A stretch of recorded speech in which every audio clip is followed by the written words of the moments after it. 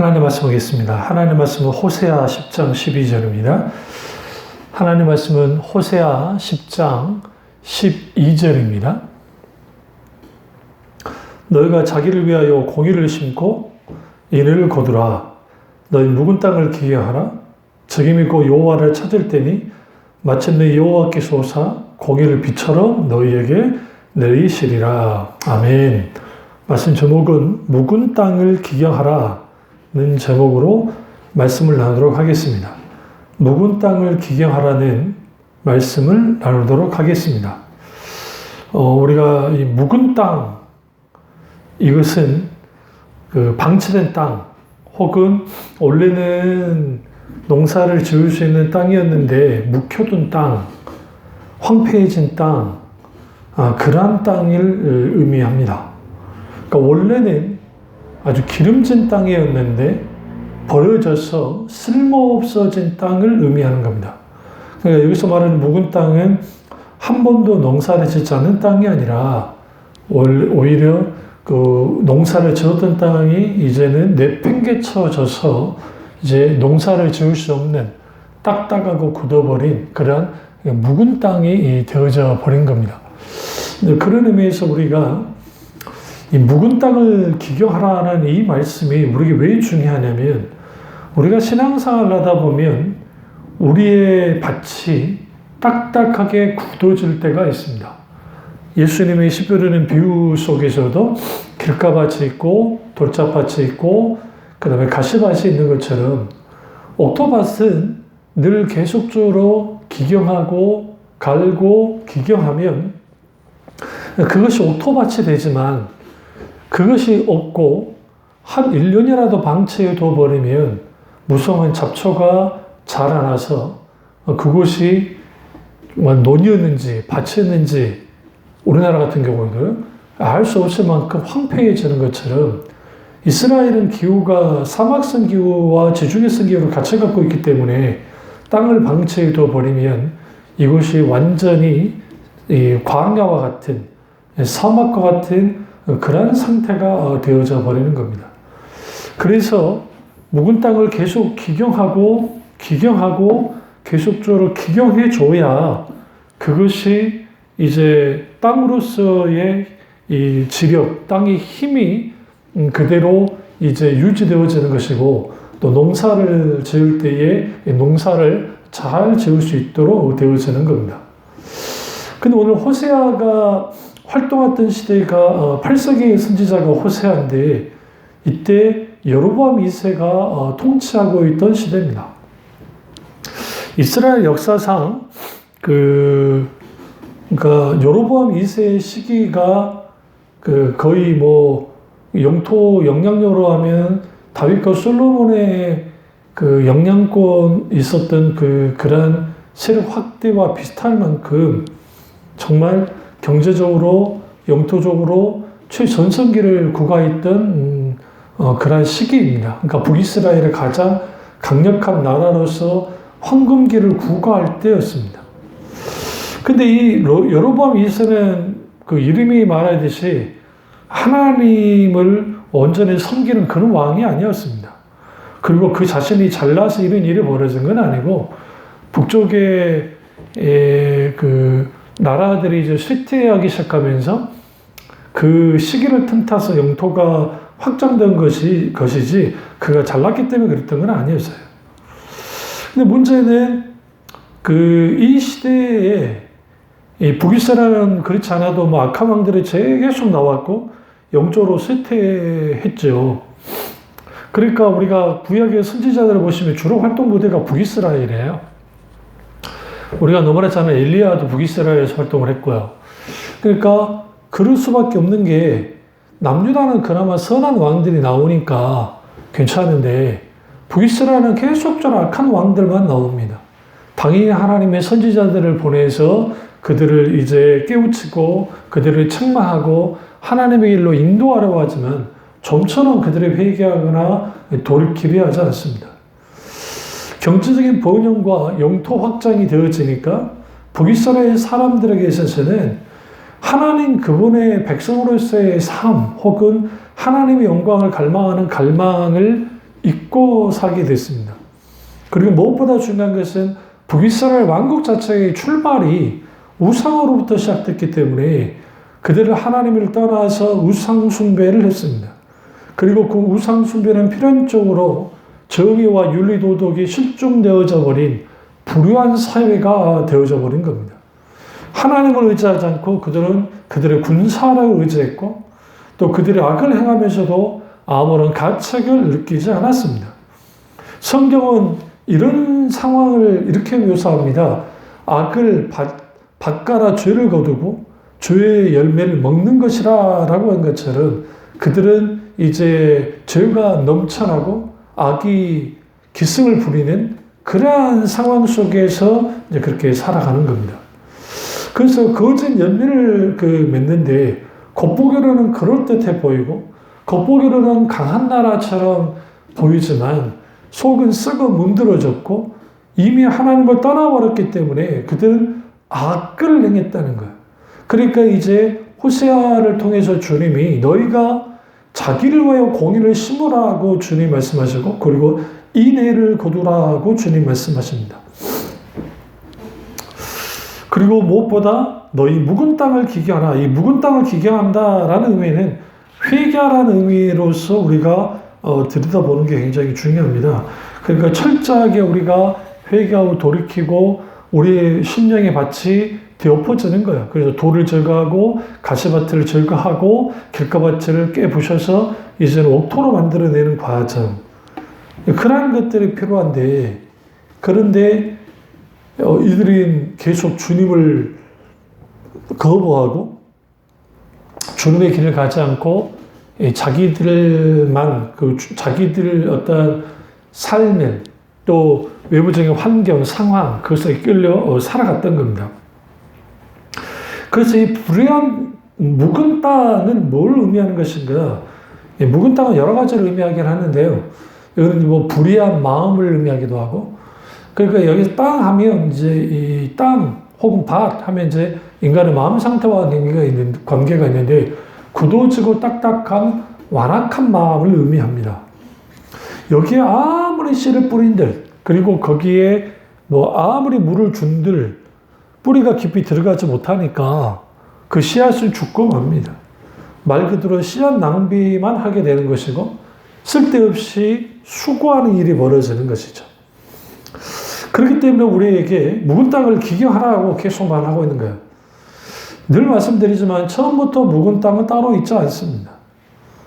한때는 자주 밭을 개간하고 기경을 해서 씨를 뿌리고 가꾸어서 풍성한 결실을 거두었던 땅일 수도 있을 겁니다. 우리도 우리 신앙생활 하면서 그런 때가 있었을 겁니다. 그러나 어느 날인가 이 땅을 내팽개쳐 두니까 묵은 땅이 되어져 버리고 그리고 거기에 아무리 씨가 뿌려져도 아무리 말씀의 씨가 뿌려져도 자라나지 않는 열매 맺지 못하는 상태가 되어지는 겁니다. 이 세상에서 가장 어리석은 사람이 마음을 그대로 내버려 두는 겁니다. 오늘날은 외모를 많이 가꾸죠. 그래서 외모 가꾸기에 열중을 합니다. 남자들도 화장하는 시대가 되어졌고요. 그리고 뭐 보톡스나 필라 맞는 거 이런 거는 뭐 연예인들만이 아니라 이제 그 일반 사람들도 자주 접하는 일들이 되어져서 그 외모의 월등함, 외모에 보여지는 것에 많은 투자를 해주고 거기에 정말 가꾸는 일에 열심을 하는데 정작 가꿔야 될 마음을 팽개쳐 둔 적이 많습니다. 그러니까 그 마음은 계속적으로 굳어지고 그 마음의 상태가 계속 눌려져서 그 마음이 계속 이제는 그 뭡니까 세상 그대로 그냥 흘러가는 대로 그냥 내버려 두는 그러니까 우리 마음이 하나님께로 가지고 나아가서 하나님께 회개하고 돌이키고 우리 마음이 계속적으로 회심하면서 그 회심의 노란 은혜 가운데 깨뜨려지고 정말 부드럽고 살코기 같은 그런 부드러운 마음이 되어져야 되는데 그런 마음이 아니라 계속적으로 굳어져 버린 마음을 갖게 되어지는 그런 상황이 벌어지는 겁니다. 왜 그런 상황이 벌어지는 것인가? 그것은 일상의 삶을 살면서 자신의 어떤 영적 관리를 하지 않은 거예요. 마음의 꽃밭을 가꾸지 않은 겁니다.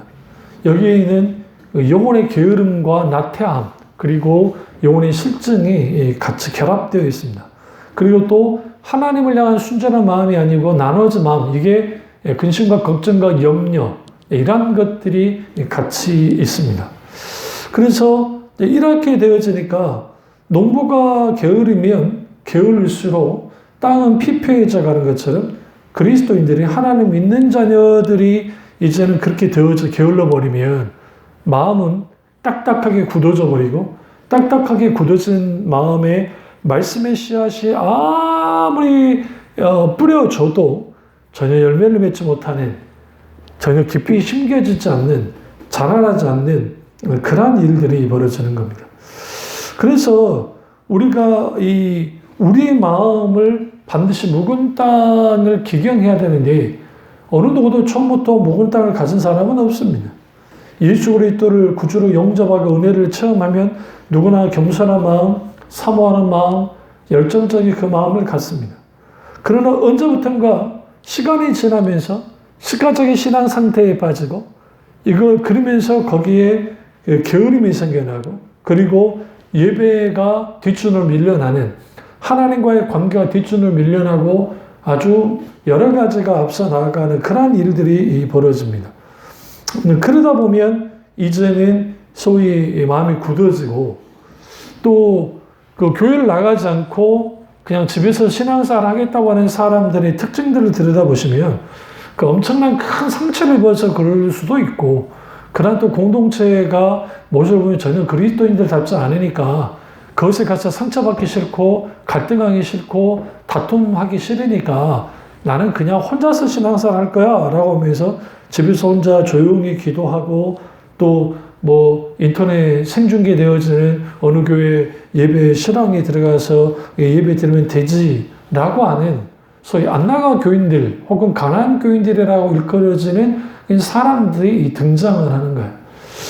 그렇게 되는 가장 근본적 원인은 그 교회가 교회답지 못한, 예배가 예배되게 정말 교회가 교회되어지는 그런 일들이 있었다고 한다면 그런 분들이 나타나지는 않았겠죠.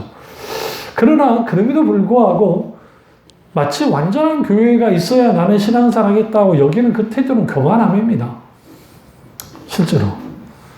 그리고 교회에서 신앙생활에 내게 그렇게 별 도움이 되지 않아 라고 할 때에 그 그리스도를 통해서 교회가 탄생하게 된 배경을 깊이 좀 들여다봐야 그런 분들이 돌이키게 되는 계기가 되는 거예요.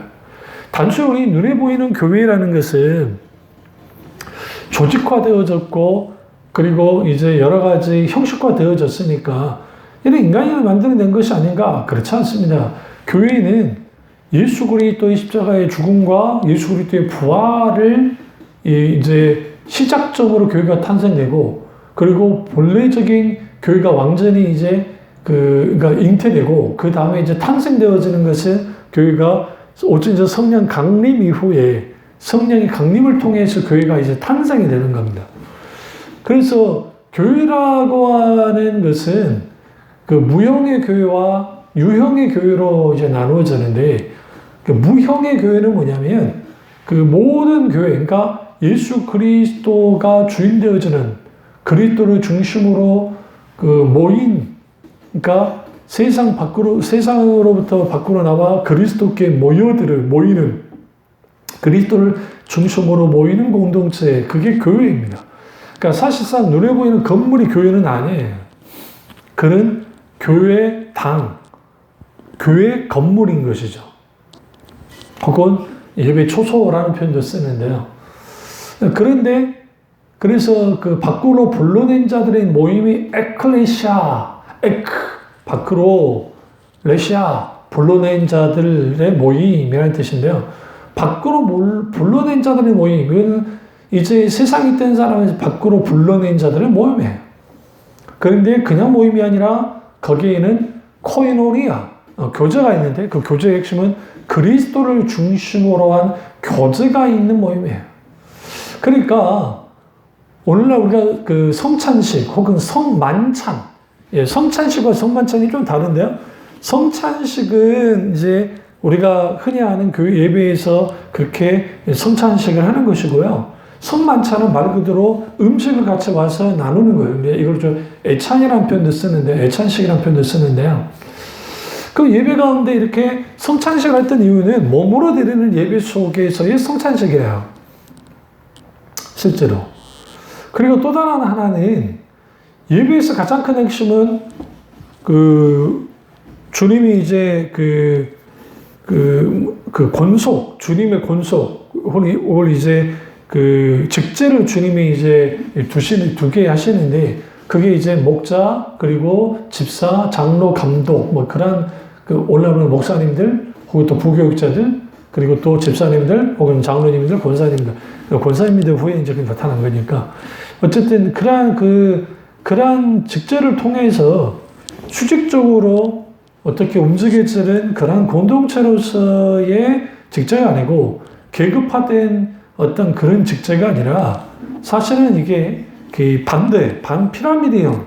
그러니까 제일 밑에는 그리스도가 계시고 목사가 있고 장로가 있고 권사가 있고 안수집사가 있고 그 다음에 일반 집사, 평신사, 그 다음에 평신도가 있는 것처럼 다 섬기는 공동체로서의 직제예요. 근데 한국교회가 이게 피라미드형이 돼서 위는 하나님이 계신다고 하지만 그 위에 담임 목사가 혹은 영향력 있는 장로가 이제 우두머리 역할을 하면서 교회가 마치 권력을 휘두르는 그런 형태의 공동체가 되니까 거기에 상처받은 사람들이 교회의 진절멸을 이제 느끼면서 이제 교회를 다니지 않는 그런 것까지 우리가 그분들에게 책임을 물으면 안 되죠.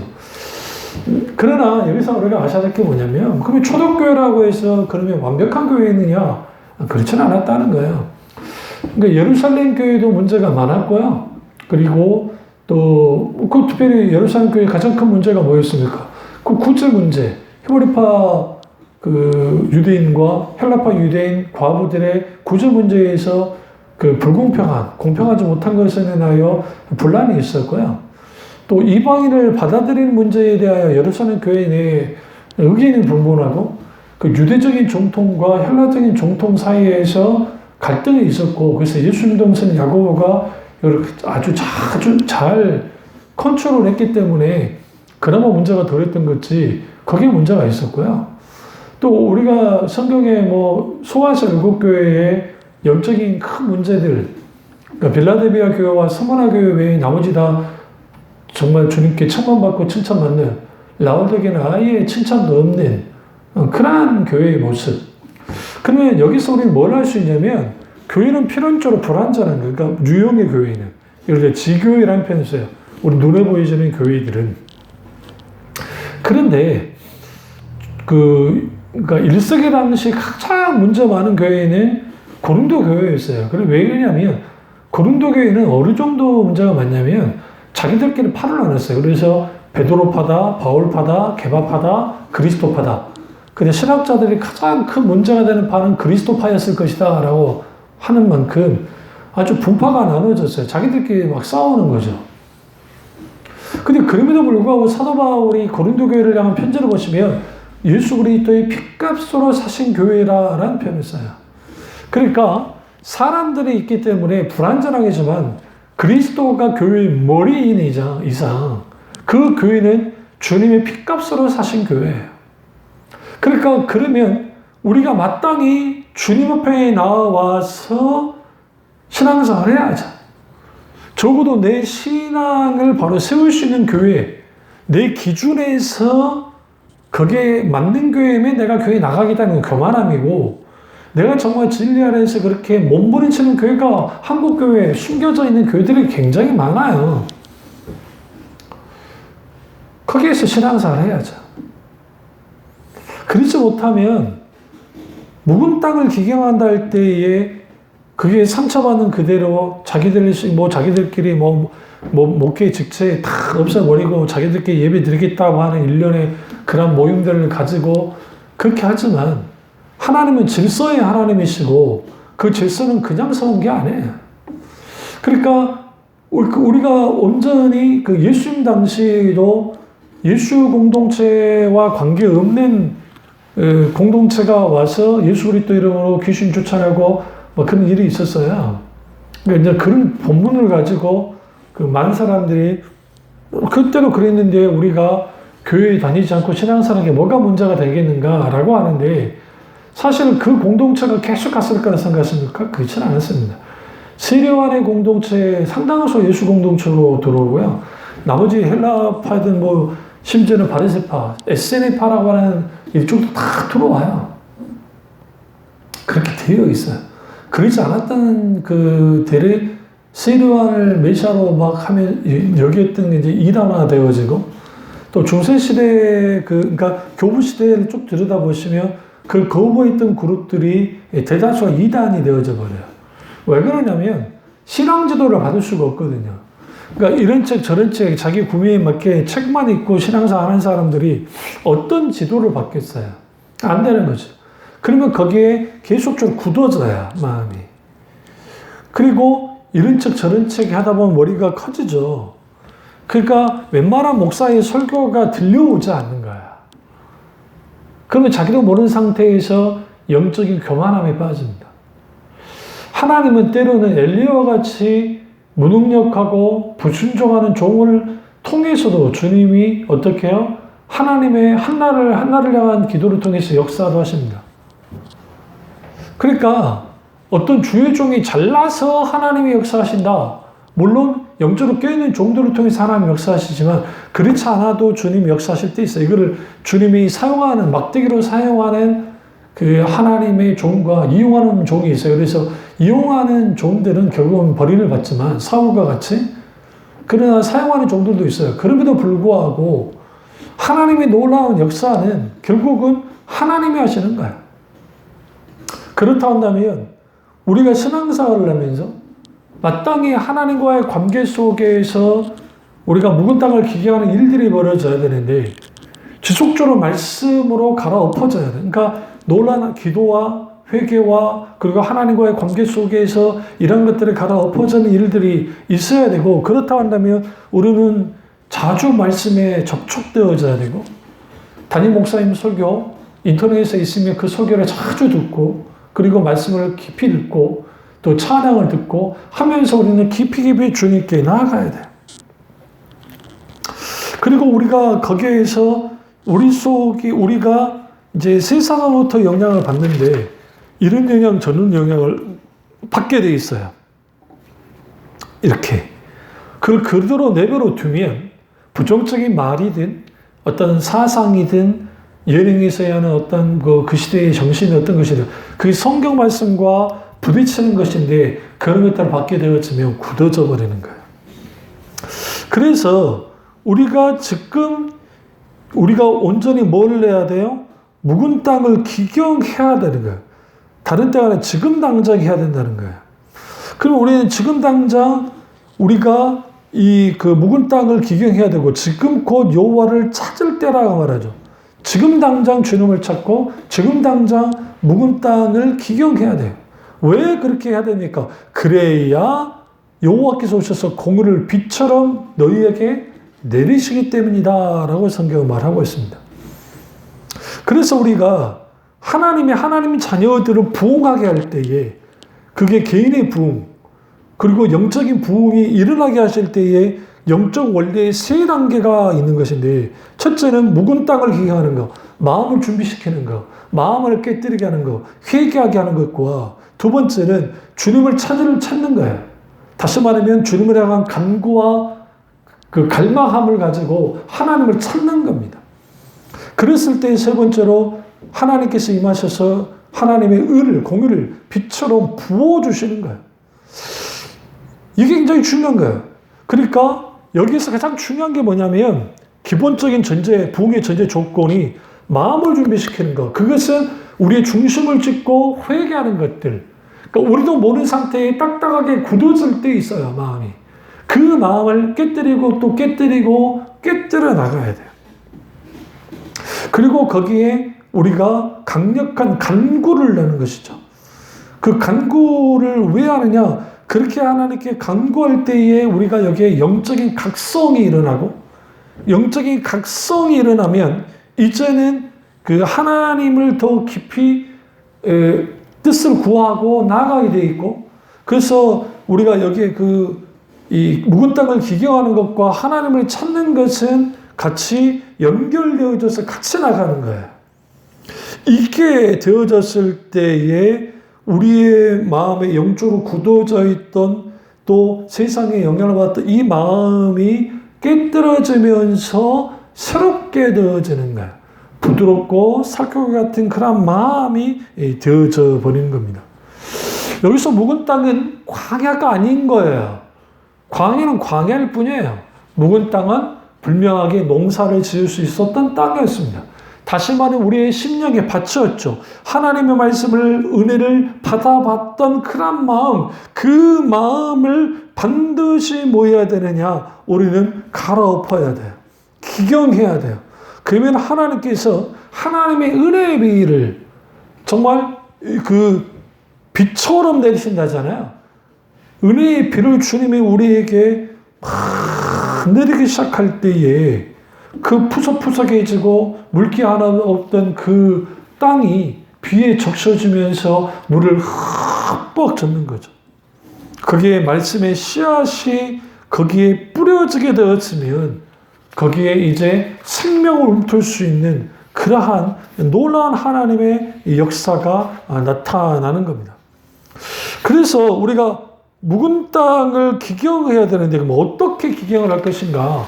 우리가 충분히 말씀으로, 그러니까 기도로 우리가 기경을 하지만 동시적으로 크게 두 가지로 기경을 해야 되는데 하나는 하나님의 말씀의 쟁기로 계속적으로 기경해야 됩니다.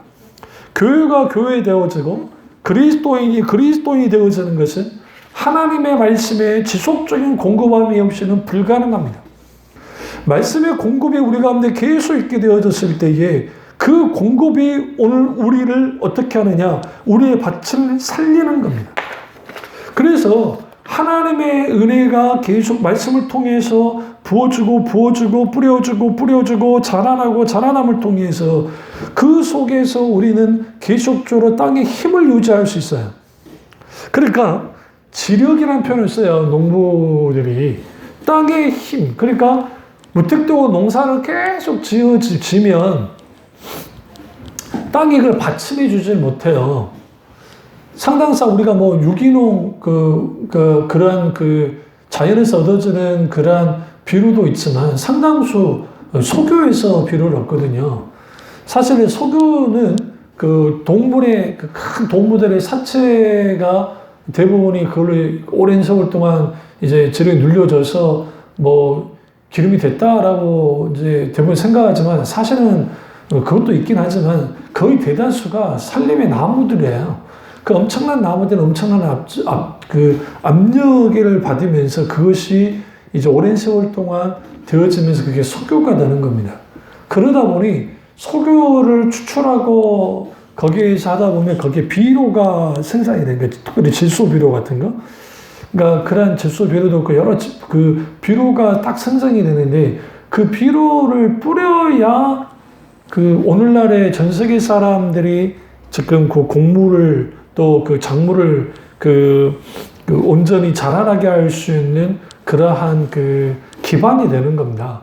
그게 아니면 78억이나 되는 인구를 먹여 살릴 길이 없어요. 그것처럼 우리의 그 밭이 그 기도를 통해서 회개를 통해서 기도 가운데 계속적으로 우리가 갈아엎어지고 그 동시에 거기에 심겨졌던 말씀이 씨로서 나타나기도 하지만 말씀 가운데 엄청난 영양분으로서 다시 말하면 그릇 역할로서의 말씀이 그 역할을 해주는 거예요. 그 하나님의 말씀이 풍요로움 속에 있는 사람들이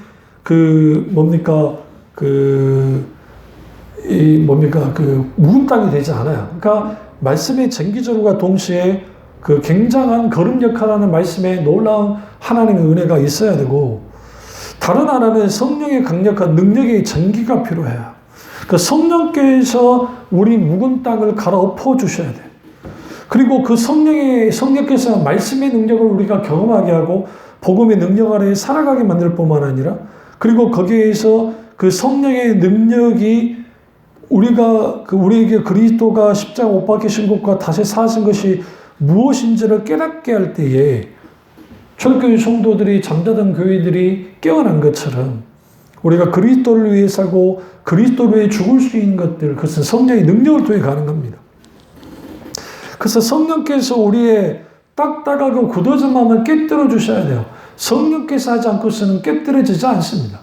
이러한 마음들의 성령을 통해서 깨뜨려질 때 하나님의 말씀과 성령의 전기줄이 우리 속에 있게 될 때 거기로부터 우리가 온전히 이제 우리의 마음이 기경되어지는 겁니다. 그렇게 기경되어질 때에 이제 우리의 상태가 이제는 과거에 딱딱하고 굳어진 그런 마음의 상태가 아니라 아주 부드럽고 그리고 하나님을 향해서 열린 마음을 갖게 되어지고 그래서 하나님의 말씀을 깊이 사모하고 하나님께로 나아가게 되어집니다. 그렇기 때문에는 반드시 우리에게 필요한 게 뭐냐면 우리가 하나님과의 관계 속에서 우리는 반드시 이 부드러운 마음, 그러니까 묵은 땅을 기경하고 여호와 하나님을 찾고 그리고 하나님의 의가 비같이 내려지는 그런 놀라운 은혜 가운데 있어야 되는데 그러려면 우리는 말씀으로 기경하고 그리고 하나님의 성령의 능력 가운데 기경하는 일들을 멈추지 않게 될 때 거기로부터 하나님이 주시는 옥토와 같은 마음을 갖게 되어지고 그 옥토와 같은 그런 마음을 갖게 될 때 이제는 우리가 영적으로 회복되어집니다. 그리고 하나님의 유업을 누릴 뿐만 아니라 무엇보다 하나님과 동행하는 또 동역하는 그리고 하나님 그분을 깊이 깨달아야 하는 우리의 삶 속에서 진정한 자유와 기쁨을 누리며 살아가게 됩니다. 이 은혜가 저와 여러분의 길을 주님의 이름으로 축원합니다. 기도하겠습니다. 사랑의 주 역사의 주 은혜의 주님 우리가 마땅히 묵은 땅을 기기하는 자들 되게 하시고 우리의 신앙이 우리의 삶이 우리의 마음이 딱딱하게 굳어졌다 한다면 하나님의 말씀을 보내셔서 성령의 능력으로 우리를 깨뜨려 주시고 우리의 마음이 정말 부드러운 마음으로 온전히 바뀌어지게 하시고 그 말씀의 귀한 열매를 마음껏 누릴 뿐만 아니라 생수의 강이 넘치는 성령의 놀라운 은혜 가운데 갈 수 있도록 은혜 베풀어 주시옵소서. 주님 안에 홀령과 받기 원하고 예수님의 이름으로 기도드립니다. 아멘.